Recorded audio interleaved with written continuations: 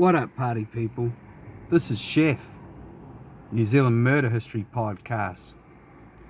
And I want to teach you guys. Now, I just want to point something out at the start of this. I do not speak Te Reo very well. I do know a few words, but I'm not calling myself a master or even a teacher of Te Reo. But I do just want to make this video to teach you guys 3 simple words that I know,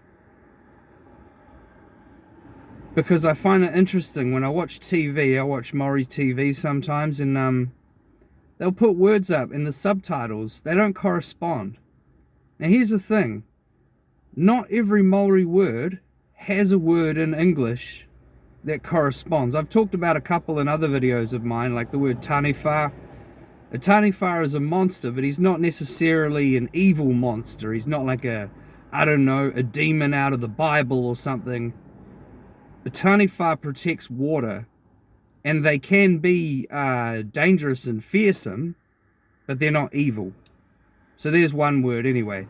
But I'm going to talk about 3 words. So let's set this camera up here.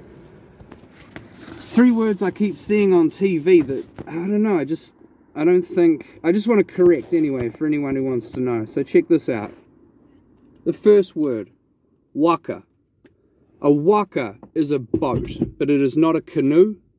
Now on TV, I hear them say the word waka, and they write canoe down the bottom of the screen. That is incorrect. A waka is much bigger than a canoe.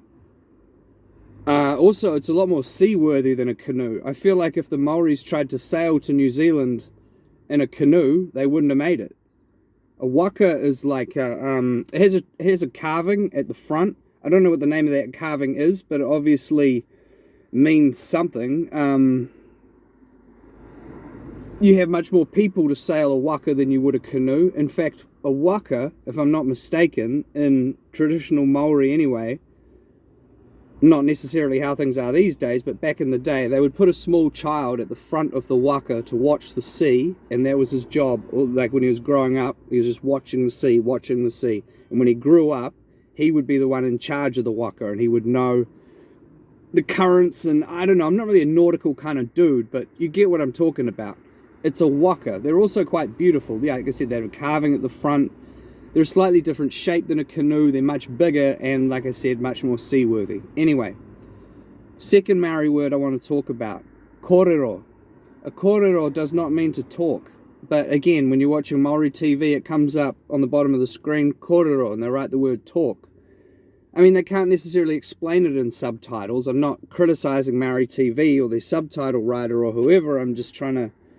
Alright, a kōrero is when 3 or more people stand in a circle and you have your turn to talk, then the person to your left talks and you don't talk.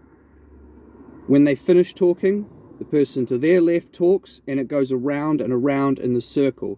And when it's not your turn to talk, you don't talk, you listen. When it's your turn to talk, you say everything you have to say, then you stop talking. Next person's turn. And it goes around clockwise in a circle with 3 or more people. That is a kōrero. Alright. Third Maori word I want to teach you today is a rāhui. A rāhui is... Okay. Again, this is my interpretation of what I think the word rāhui means. If I'm wrong, please correct me in the comments. Respectfully, I'm trying my best here. A rāhui, Maoris will put, example, there might be let's just say somebody drowned in a boating accident at the mouth of a river. Local Maori will put a rāhui there, and nobody's to go there for 3 days, but it means more than that. They'll also go down there and they'll say a karakia, which is a blessing. And yeah, I don't think rāhui has to be for 3 days, but it can be. Maybe it can be longer as well. Depends on why they're putting a rāhui. Probably depends on a lot of things, but they'll put a rāhui on something, and that means it's a place you don't go, but that's for a temporary amount of time. It's a reason. But yeah, there are plenty of other words that don't really translate well into English. You know what, let's do another one while we're on this topic, because it's interesting to me. Tapu. Tapu means it can mean a place that you don't go. It's not advisable to go there because there's something wrong on the spiritual, but it doesn't necessarily have to be. Okay, example. If there's a cemetery, even maybe the house living next to the cemetery, you don't eat the food coming out of that garden. It's not fit for human consumption. You can grow roses, you can grow pretty flowers, but you would not plant a fruit tree there. That land is tapu. But that doesn't necessarily mean you can't go there either.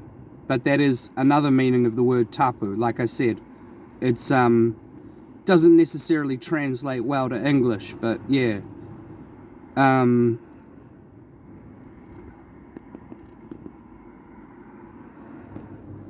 it can also mean that a place is special. There can be a place that is tapu, and you can go there, but you are respectful when you are there.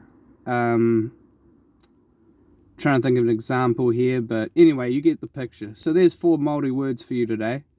Plus I did taniwha at the start, so there's 5. But yeah. Yeah, Te Reo. It's a pretty cool language. Have a good one, everybody.